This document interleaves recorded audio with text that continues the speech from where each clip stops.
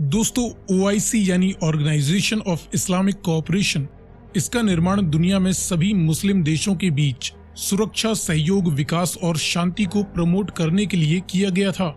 लेकिन मुस्लिम देशों द्वारा अपने धार्मिक आधार पर बनाई गई ये संस्था अक्सर अन्य देशों के कानून व तौर तरीकों के साथ कोऑपरेट नहीं कर पाती है, जिसके चलते इसका भारत, इजराइल, फ्रांस, स्वीडन आदि जिस भी देश में मुस्लिमों से संबंधित कोई विवाद होता है, उसके साथ इस ऑर्गेनाइजेशन का गतिरोध भी देखने को मिल जाता है।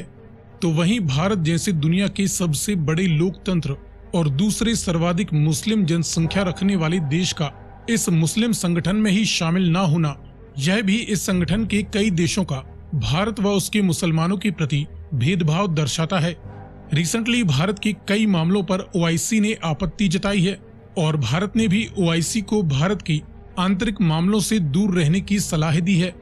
लेकिन ओआईसी के कुछ देशों की भारत के साथ दुश्मनी के चलते ये अन्य देशों को भी भारत के प्रति भड़काते हुए बार बार ओआईसी और भारत को एक दूसरे के सामने लाकर खड़ा कर देते हैं।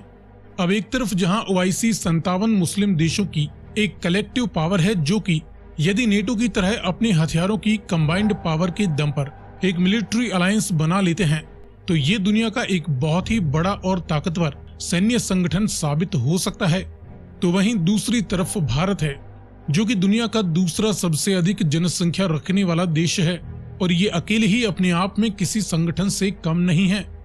इस वीडियो में हम हाइपोथेटिकली ओआईसी के सभी देशों की वर्तमान समय में कंबाइंड फायर पावर का भारत की करंट मिलिट्री पावर से कंपैरिजन करने वाले हैं। लेकिन वीडियो में आगे बढ़ने से पहले आपके लिए एक सवाल, इनमें से दुनिया का सबसे बड़ा देश कौन सा है, रशिया या कनाडा? यदि आपको इसका जवाब मालूम है तो कमेंट में लिखकर बताएं। साथ ही जानकारी पसंद आए तो वीडियो को लाइक एंड शेयर करते हुए चैनल को सब्सक्राइब करना ना भूलें। अब चलिए शुरू करते हैं इन दोनों के ही बीच कुछ बेसिक फैक्ट्स के आधार पर कंपैरिजन से। ओआईसी के सभी देश मिलकर दुनिया के कुल 31.6 मिलियन स्क्वायर किलोमीटर का एरिया कवर करते हैं।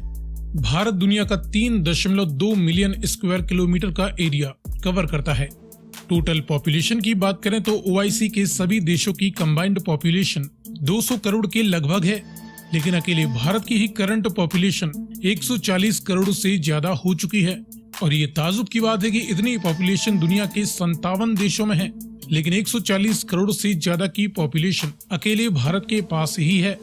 नॉमिनल जीडीपी की बात करें तो ओआईसी के सभी देशों की नॉमिनल जीडीपी 11 ट्रिलियन डॉलर के करीब है।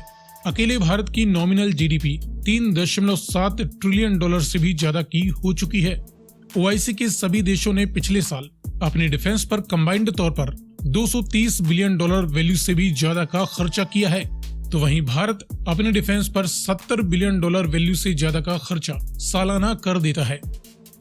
इसके बाद बात करें जमीनी ताकत की, तो इस फील्ड में total active duty military personnel की 50 लाख से ज्यादा यूनिट्स सभी ओआईसी मेंबर देशों के पास हैं।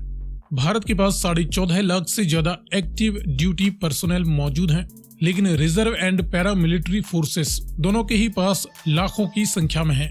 इसके बाद मैन बैटल टैंक्स की 28,500 से ज्यादा यूनिट्स सभी ओआईसी नेशंस के पास हैं। इंडिया के पास 4,600 से ज्यादा बैटल टैंक्स मौजूद हैं। सेल्फ प्रोपेल्ड आर्टिलरी गन्स की 8,000 से ज्यादा यूनिट्स ओआईसी के पास हैं। इंडियन आर्मी के पास करीबन 100 सेल्फ प्रोपेल्ड हवेजर्स बताई जाती हैं। टाउड यानी फील्ड हवेजर्स की 19,000 से ज्यादा यूनिट्स ओआईसी के पास कंबाइंड तौर पर हैं। इंडियन आर्मी के पास 3300 से ज्यादा फील्ड हवेजर्स बताई जाती हैं। मल्टीपल रॉकेट लॉन्चर्स की जहां 8,000 से ज्यादा यूनिट्स ओआईसी नेशंस के पास हैं। इंडियन आर्मी के पास 1500 से ज्यादा multiple rocket launch systems available हैं। इसके बाद बात करें एयर पावर की, तो इस फील्ड में मिलिट्री द्वारा इस्तेमाल किए जाने वाली सभी प्रकार के मिलिट्री एयरक्राफ्ट्स की 11,000 से ज्यादा यूनिट्स सभी ओआईसी देशों के पास कंबाइंड तौर पर हैं। इंडिया के पास 2350 से ज्यादा टोटल मिलिट्री एयरक्राफ्ट्स अलग अलग पर्पस के लिए अवेलेबल हैं।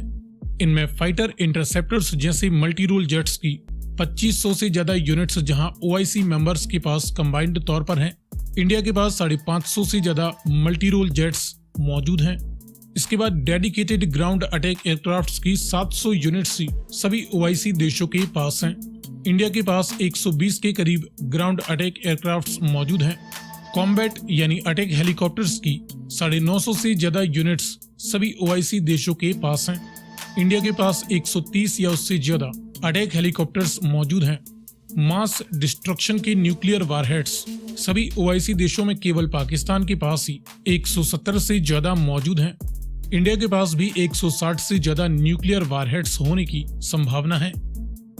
इसके बाद देखें नेवल पावर, तो इस फील्ड में बड़े एयरक्राफ्ट कैरियर्स किसी भी ओआईसी देश के पास नहीं है, लेकिन इंडियन नेवी के पास फिलहाल 2 एक्टिव एयरक्राफ्ट कैरियर्स हैं।